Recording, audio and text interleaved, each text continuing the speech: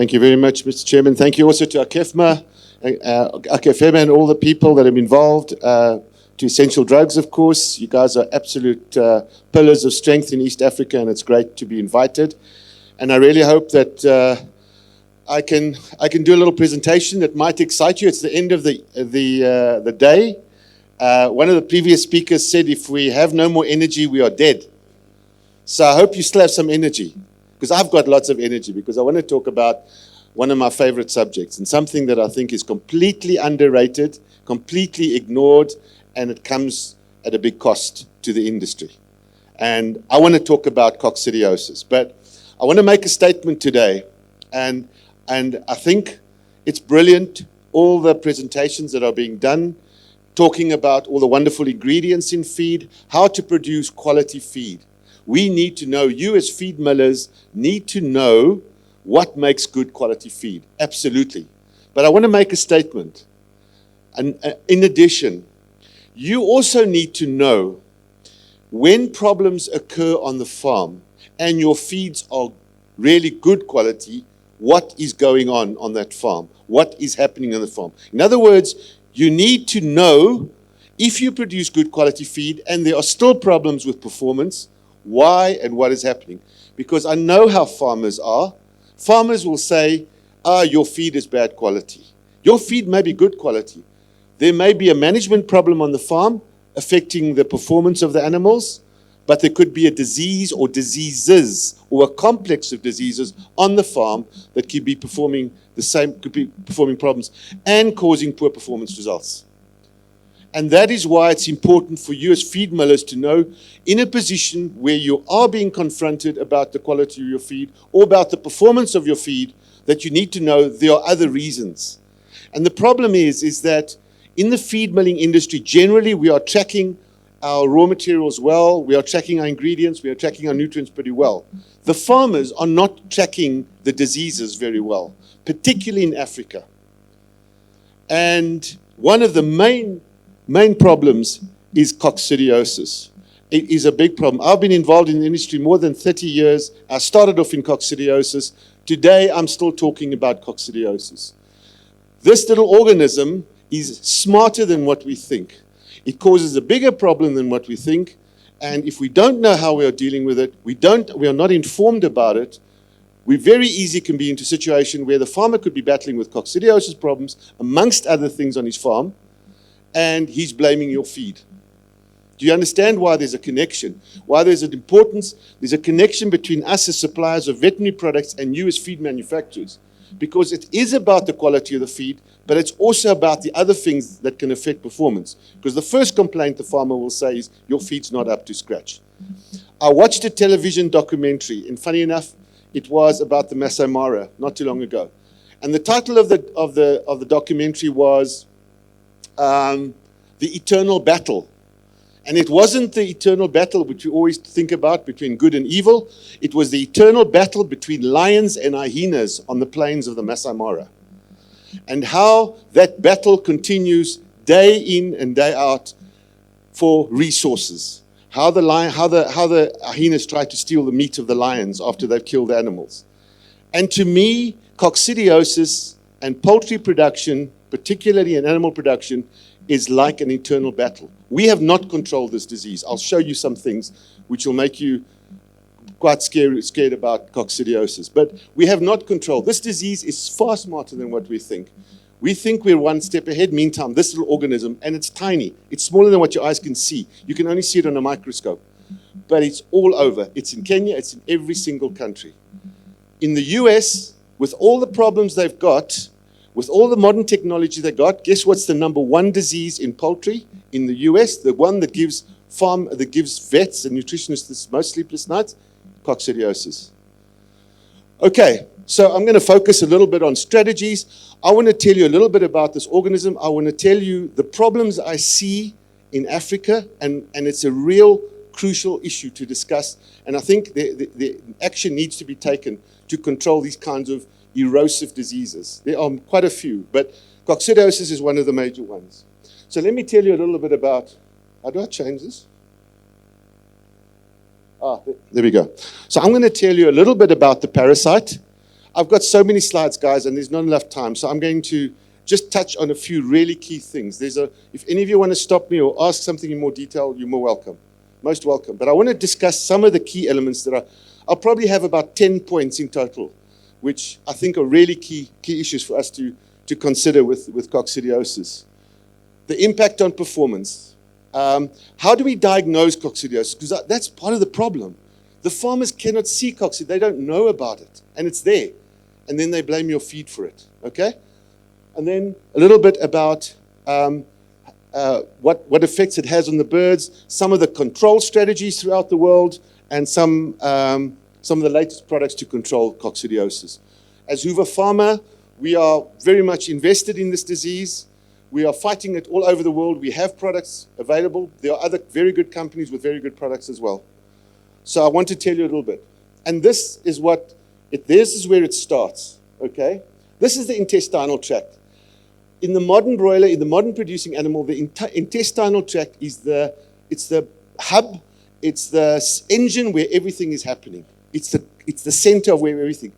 Anything that infects the intestinal tract is going to have a direct bearing on the performance. It's going to have a direct bearing on how people evaluate your feed. Because unfortunately, you in the feed industry are in the first firing line when it comes to poor performance on feed. So what do we have in the intestinal tract? Well, it's short, it's efficient, there's antiperistalsis, in other words, the food moves backwards and forwards, but it's not a very long process. So that is why we have to design very high density nutrients so they can get absorbed. If they're not absorbed from the gut, then you're not going to get performance. It's as simple as that. Anything that affects performance is going to affect the effectivity of the gut, is going to affect performance. It's very, very straight. So there's a myriad of products, there's a myriad of diseases, there's a myriad of things that can cause problems. We, as feed millers involved in the feed industry, we need to know about our enemy. Our enemy is not always raw materials, it's not always mycotoxins, it's sometimes a disease that is occurring quite commonly that people are not even picking up. Diseases like coccidiosis and mycoplasma and things like that. Okay, so this is what I wanted to say. The ranking in 2022, the major diseases. Look where avian influenza is in the US, number 2. Coccidiosis is number 1. Why is that? Because they've got fantastic labs that are able to do routine diagnosis on a constant basis and are able to track what's going on. That is why they consider coccidiosis to be one of the biggest problems. The other diseases are secondary. This is example of production in the US. RWA stands for raised without antibiotics, and the other is just the conventional production. Most of you know a very big company in the US called Tyson's Feed. They made a decision some years ago to go raise birds without antibiotics. They've rescinded their decision. Earlier this year or late last year, they've decided they're going to go back to the use of ionophores because they saw this kind of effect. Sorry. You can see effects on mortality, effects on production. So the ionophore coccidiostats play a huge role. We cannot live without them. And we talk about sustainability. I want to make a comment that if we don't control coccidiosis, our broiler industry is not sustainable. This little organism is not going to go away. It's not going to lie down. So we need all the methods, all the tricks, all the technology available to control this disease on our farms. So we spoke a little bit about the gastrointestinal tract, the tight junctions. I don't want to spend too much time here, but I want you to have a look at this, ladies and gentlemen. This slide shows you all the organisms, disease organisms. I'm not talking management. I'm not talking the disease organisms that can infect intestinal health. There's viral diseases, there's bacterial diseases, and there's parasitic diseases. Coccidiosis falls under parasites, okay, as does worms. So there is a whole, as I said, myriad of things that could affect intestinal health that could have a bearing on your production. Here, for instance, is necrotic enteritis. It's a major issue throughout the world. It's one of the secondary diseases. In many cases, the primary pathogen is clinical or subclinical coccidiosis that causes this. I'll get back to what the meanings of those two are. We have this, as Huvepharma, we have this sheet that basically talks about dysbacteriosis. So various things you can do. We have this electronically if you want it. You can see how people score dysbacteriosis. But dysbacteriosis is related to coccidiosis in many cases. Not always, but in many cases. So again, the primary problem is cocci control. So now when we talk about parasite diseases, I'm going to focus on coccidiosis. So let me say a couple of the reasons that I really worry about us as African farmers, about the milling industry, particularly when it's related to cocci control, is many farmers are not even aware of what a coccidiostat is or whether there is coccidiostat in the feed. Number one, is it checked? Do you check it as farmers? Do you guys give quality agreements? Do you have labs that can check for the coccidiostat? Because certainly you have to pay, you pay for it, they invoice you for it. The other big thing we see is that there is prolonged use of one specific type of coccidiostat. All the millers, and guys, I'm not criticizing you guys doing a great job, but everybody wants to make their feed as competitive as possible from a financial point of view. So everybody just focuses on the cheapest coccidiostat and dumps that in the feed. Everybody knows what the cheapest coccidiostat is, and everybody uses it, and they use it for a long time. These organisms develop resistance, and very, very quickly, your product will not be controlling cocci. The cocci will be influencing the performance in the farms, and people will come back to you and say your feed's not good. Do you see why it's important? It is so important to cover all these bases. We need to work on a cocci control program. And this is one of my conclusions, but I want to put it out there right now. I think an organization like the Feed Manufacturers Organization of a country is ideally suited to design a cocci control, anti-coccidial control program for the whole country or the whole region. All the feed millers can abide with that. And I'm not talking about a specific product name, trade name. I'm talking about actives. I'm talking about the use of ionophores and chemicals and maybe other anticoccidials as well as part of an overall strategy to control cocci, because it's got a direct bearing on the performance of your farms. We have in Africa a lot of people that still have soil floors, wet litter, poor sanitation. This all helps cocci. It's all beautiful for cocci. They love it. Insufficient rotation of anticoccidial actives. What I'm saying here is it's no use changing from one product to another product in the feed if it's got the same active. You have to change actives in the feed. Okay? That's why it's so important to rotate and to have a to have an anticoccidial program. Many farmers, and this is for me is the big one, is that many farmers are unaware of the subclinical effects of coccidiosis. What do we mean by subclinical? Subclinical means that the disease is there, but the farmers don't see it. Many people, even the veterinarians, technical people, don't see it, but it's there. It's a good lab, it's good backup, good support that will show you that you've got your problem on your farms. And so people aren't aware of it. And then insufficient level of anticoccidial in the feed, and most importantly, no anticoccidial programs. People are just willy-nilly using anticoccidials. An anticoccidial program, for me, is a vital component of an overall strategy for a feed industry in a particular country. For me, it's a key element because of the risks associated with cocci that is out of control. So I'm not going to talk a little bit about it. It's a very small organism. It's a unicellular. It's a parasite. Okay, it's a parasite. It's like worms. Cocci is like worms. So basically, it also competes with the host for nutrients, and that's why it puts the bird or the animal in direct competition for performance. You get different species. They are located in different parts of the intestines of the birds. So here you can see Icervulina maxima tenella. Ladies and gentlemen, the symptoms all look different. There is no one symptom for coccidiosis. And if somebody taught you, oh, this is what cocci looks like, good. It might be like one group, but what about all the others? And I want to talk to you about a couple of these strains, these cocci strains that really could affect performance. So we've developed now recently, we've seen the emergence of new strains of coccidiosis. We've picked up these strains in Nigeria, by the way, those strains in blue. Just as a side point, it's not really, but the little organism is developing because it wants to survive. So the life cycle of cocci is basically 7 days. It needs the litter to mature. It needs the litter to sporulate. And that is maybe where we can make our biggest intervention in controlling cocci. When it's eliminated from the bird, it's eliminated like this in a non-sporulated version, and then when it sporulates, it becomes hardy.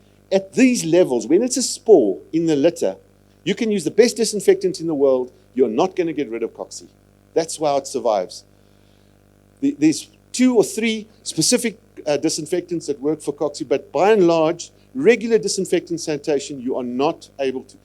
And the ability of this little organism to multiply in the bird and cause damage at a cellular level in the intestine is really big. We need to eliminate the effects of this. We'll never eliminate this organism. I don't think, like the lions will never eliminate the hyenas, we will never eliminate coccidiosis out of our, but we've got to manage it. We've got to manage it with the programs we have and with a lot of care and thought and cooperation between the various stakeholders. So this is what we see. When we see cocci, we see what's above the water, we see the depression, we see the diarrhea, we see the mortality. That's only the tip of the iceberg. The subclinical dip is what we don't see. This is a classical picture. The poor weight gain, the poor feed conversion rate. And ladies and gentlemen, you know better than I know. When it comes to weight gain, feed conversion, poor uniformity, they always blame the feed. That's the way it works with poultry farmers, I know, and pig farmers. All the farmers are like that. You've got to know these things. You've got to know why these things are important. So this is clinical coccidiosis. Everybody can see this. Even small farmers will tell you, oh, we've got cocci, which is great. Okay? But this is subclinical coccidiosis. This affects body weights and feed conversion ratio as well. Sometimes the best veterinarians in the country will not be able to diagnose subclinical coccidiosis. But this affects performance. It's very clear. This is work done from various parts of the world. You can see here. Just have a look at the costs involved. Look at the amounts of money involved in the control, the mortality, and the morbidity of what this disease can cause. Look at the amount of money that it costs. This is what cocci control costs the poultry industry throughout the world, what costs the feed industry. Again, like the lions and the hyenas, it's an old enemy, and it's not. We can never forget about the risks posed by cocci, and we have to put it right up there in terms of our control strategies in countries. Again, here's work done to show the effect of increased cocci pressure on body weight gain. It's clear. It's no arguments. There's no contradiction about the roles of coccidiosis. This shows you the link between coccidiosis and performance with a mixed infection of Eimeria maxima, Eimeria cerevellina, and Eimeria tenella. These are all 3 different species of coccidiosis, all affecting broilers. Let's talk a little bit about the diagnosis, because it's a crucial issue. It's one thing talking about the effects. There are few ways to diagnose the disease. One of the crucial ways is to take samples from the feces or the litter. You can take fecal or intestinal samples. You take it in a sealed bag. You can do by the process of flotation. You can isolate it. You can actually see it under a microscope. A basic laboratory can tell you, can check oocysts, can check it for you, and can give you what we call an OPG score, an oocyst per gram feces or an oocyst per gram litter score. Really, really important. It can be done. It doesn't have to be the best lab. There are labs that can identify species visually under a microscope, and there are labs that now have qPCR techniques, tests, to be able to identify strains and species on the farm. But again, the basics need to be done in place. So those are different ways of which you can look at the oocysts in the litter or in the feces. We as a company prefer that you look at what we call the lesions in the birds. So you need to know what does a cocci lesion look like. And what we have done as a company, we have a little booklet called the AVIAP booklet, where we use lesion scoring techniques, which are well documented, well recognized throughout the world, standardized throughout the world, which shows you what a lesion 1, lesion 2, lesion 3, lesion 4 looks like. You're most welcome to contact either myself, or you're welcome to contact Essential Drugs. We can supply you with it. So basically, to do a lesion score, you go in a house, you take samples sort of from various parts of the house. This is the guy that did the scoring, Johnson and Reed. It's like Coca-Cola. It's well known for many years. and you can score what we call macroscopic lesions. You can diagnose it, you can use it for diagnosis, to diagnose depression, morbidity, and litter alteration, but you can also use it to evaluate your anticoccidial program. And so this is where it really becomes, if you're doing constant litter scoring, constant lesion scoring, you can, if you make a change in the anticoccidial program, or you make a change on the farm, you can see the effect because you're monitoring the lesions. And it's really not that difficult. Again, what I showed earlier, the lesion scoring, the various. But look at this, ladies and gentlemen. This is Animl aceverina. This is one of the cocci strains. Can you see any blood there? You know where this guy locates? His favorite place? The duodenum. Guess what happens in the duodenum in poultry? That's where all the nutrients are being absorbed. Most of the nutrients, I say, not all of them. Most of the nutrients are being absorbed in duodenum. This guy is right there where your bird or your animal is supposed to be absorbing those valuable, precious nutrients. This guy is, and this you can't see because it's got a little white ladder. Again, this is where training comes in. This is where support comes in. And we as a company, as Huvepharma, we are fully invested in this disease. So we want to help you. And through our agents, through our supporters, through the industry, it's information we want to give freely. There's no cost involved. But we feel that's how we can contribute, by making you aware of the risks associated with some of these guys. You can take what we call mucosal scrapings, and we can show you how to do that. This is another Animl maxima. You can see the little petechiae or blood. This is in the middle part of the gut, definitely causing problems. And you'll see definite problems in performance when you see that. This is Animl tenella, which is the disease we know most commonly as coccidiosis. It's only one of the cocci disease. It's not all. In fact, to me, it's probably the least important because it does affect, but it doesn't have such a big effect on performance as what aceverina and maxima has, particularly in broilers. So this is a score of 1, that's a score of 2, that's a score of 3, that's a score of 4. So if you see that, anybody knows something's going wrong. But you don't often see that. And if you see that, it's too late. You have suffered lots and lots of money, lots of cost. Okay? And the feed also has suffered. And you as a provider of feed has suffered because the guys would say, oh, your feed has not given good performance, when in fact it's something like this. But if you see this, it's already too late. The problem started a couple of months ago. So this is what I'm talking about, this mean lesion score app that we have. You can download it on your smartphone. You can put it on your WhatsApp. You can download the information. You can score it. You can exit it. You can store it in the clouds. You can do it for your customers. The training is there. It's available. We can talk to Essential Drugs. We can do a training session for anybody who wants to do it. It's the easiest thing. But I think it's crucial as part of the feed industry that you monitor all the diseases, not only cocci, but all the diseases that are affecting the performance of your feed. And this is how we basically score in terms of colors. All right, so cocci is obviously the control. Let me talk a little bit about the control now, because we've spoken about the disease, we've spoken about the impact, we've spoken about the diagnosis or the monitoring. Let's talk a little bit about the control.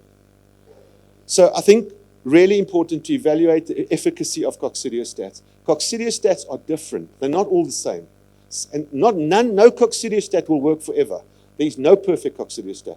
Eventually, it will all break down. These little organisms will find a way around the coccidiostat in your feed.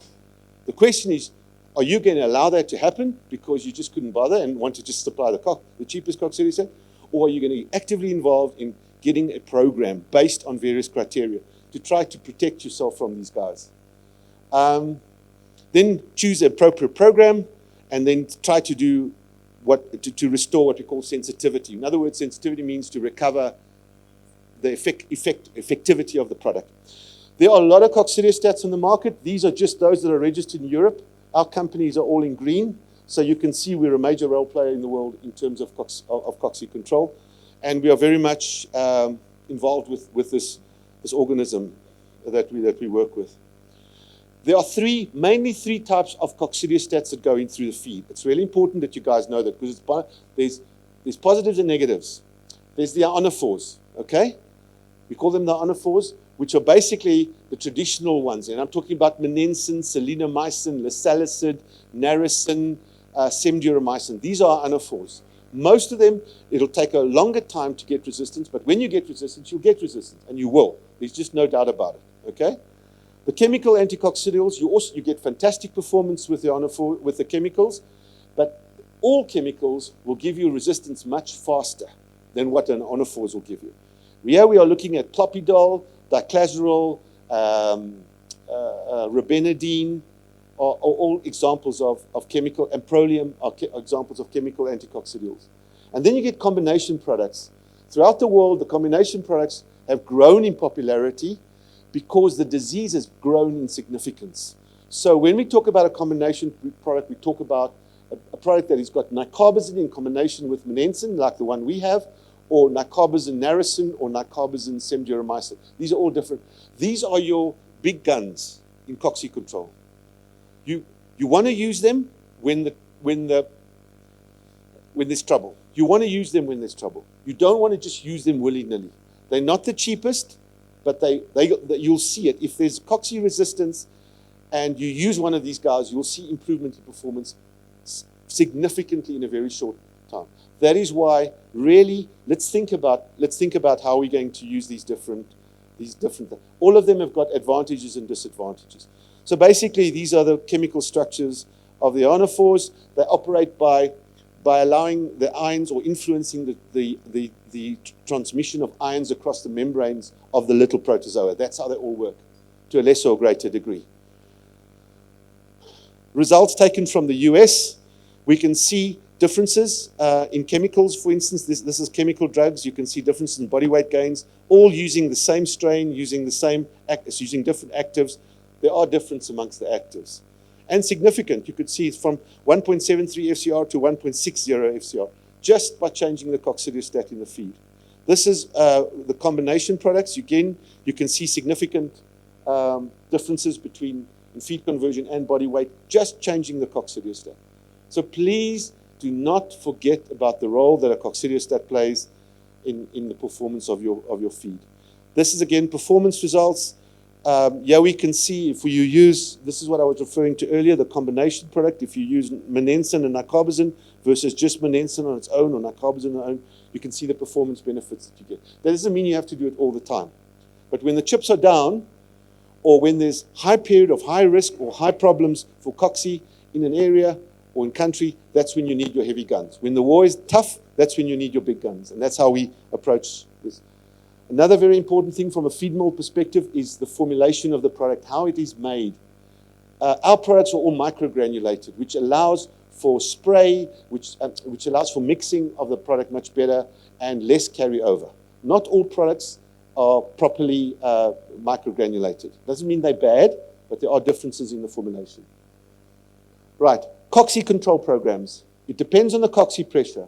Which products have been used before? You don't want to use the same products. You want to use different products under different cocci pressure. The climate, the wet, dry season, winter, summer.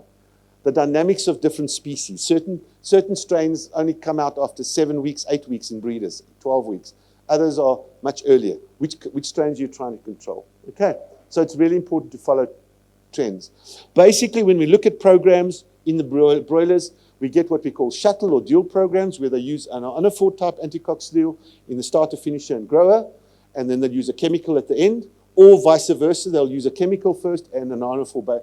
There are differences, and there are particular reasons why, I can't get into that, but why one would change that, okay? And then you could get a full program as well, where you just use one coccidiostat throughout. Ladies and gentlemen, that style is very, very disappearing a lot in now. We are not seeing it. If you look at what's happening in the US, in the UK, if you look at Europe, the guys are using anticoccidial programs because they realize they have limited tools to control this very, very clever, smart adversary. And so they have different programs. And we are more than willing as a company to sit with you guys, to sit with your vets, to sit with your nutritionists and say, right, let's look at a different program for Kenya, for Tanzania, or for Uganda, or wherever. This is an example, for instance, of an anticoccidial program where they use selenomycin and our Monimax product in combination. But there's specific reasons why they use coccidiostats. So a chemical drug, do not use it for more than one cycle, 2 months maximum. we are looking for trouble. If we are using diclazerol or clopidol or robenadine for longer than 2 months, you're looking for trouble because those organisms will develop resistance. And Anafor, try not to go for longer than 6 months, okay? With a combination product, you can consider going up to 9 months if you want to. But you have to keep rotating because the organisms they want to survive. They're like us. They're going to find a way to survive. And if you treat them with the same product year in and year out, they're going to laugh at the product eventually, okay? Really, really important. So this is Huvepharma is our recommendation. We also have the use of vaccines. We have the use of vaccines in breeders and layers now, but also in broilers. And one can use vaccines to rotate. If things are getting out of control on the farm and the cocci is really running rampant, then one consider vaccination as an alternative to replace the in-feed coccidiostats. Evaluate the efficacy of the coccidiostats, choose the appropriate program, and then you need to restore sensitivity. And then, very exciting now, there's the new products coming onto the market, saponins that are already on the market, was mentioned earlier. Huvepharma also will have a new saponin on the market. These are naturally occurring products come from wood bark, from trees, that have been shown to have anticoccidial effects, which certainly are very, very useful. I don't think they'll ever replace anticoccidials. I think we're stuck with anticoccidials for as long as we're doing poultry and intensive animal production. But the saponins certainly bring a very nice and interesting element to the whole thing. Cocci vaccines, again, you have to decide, do you want a vaccine that's very strong, that could affect your performance? Do you want a vaccine that's milder, that's not going to affect your performance, but might not give you the same protection? So it's a way off between cocci vaccines. Okay? We call it attenuated vaccines and precocious vaccines. Then the method of application, you can apply the cocci vaccine on the feed. In the feed, you can spray it on the birds in the hatchery. You can do it through the drinking water. Our preferred method is eye drop. We have seen considerable benefits so here, for instance, this is the number of oocysts produced. Don't be confused. This is not the disease's oocysts. This is the oocysts produced by the vaccine. So you can see with an eye drop and with the drinking water, you have considerably higher number of oocysts produced, which means to us that the vaccine is really taken very well. The visualization of the spray is easy. It comes with a pink dye. You spray it in the hatchery, you spray it over, and you can see when the birds come onto the farm, they normally got green tongues or green tips. You can see the little droplets on their head. Those are perfect because the chicks in transit are picking it off each other. So vaccination in the US now, to be honest, I think vaccination, almost 40% of the birds in the US are now vaccinated. Broilers I'm talking about, maybe even more. But that's what's happening because of the issues relating to the use of antibiotics, because of the way that these little buggers have been able to evade protection. These are all the vaccines that are on the market, different vaccines having different strains from different companies, including ourselves. These are the broiler vaccines. So really, in conclusion, coccidiosis is a parasitic disease with a huge economical impact. And it affects your performance, and it will affect your feed, and you need to know about it. It's like the hyena that you don't know that's stealing your meat in the night. Diagnosis in broilers is really preferably done by lesion scoring. It requires training. And you don't necessarily have to be a vet to do lesion scoring. We can train anybody to do lesion scoring in animals. And we're prepared to help you with that through our partner in Kenya. Select the right farm. Work together as an organization, as an association. Get a program. It's easy. It's one meeting. You sit together and you discuss for 2-3 years, you discuss your anticoccidial program ahead. And all the feed millers, everybody buy into that, because then it allows you to suppress cocci in the country. Then it'll be a countrywide, more holistic. If one feed miller is trying to do it and others are not, it's very much counterproductive. And then consider alternatives. When the chips are really down, you can use a combination product like nicarbazine with monensin, or you can use vaccines, or even consider using these new saponins that are coming onto the market. That's it. Thank you very much. I appreciate your time.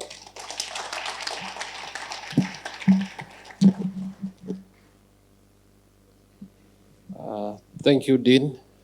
So we'll conclude. I'd like to invite the speakers on stage so that we can have a few reactions and a few questions from the audience.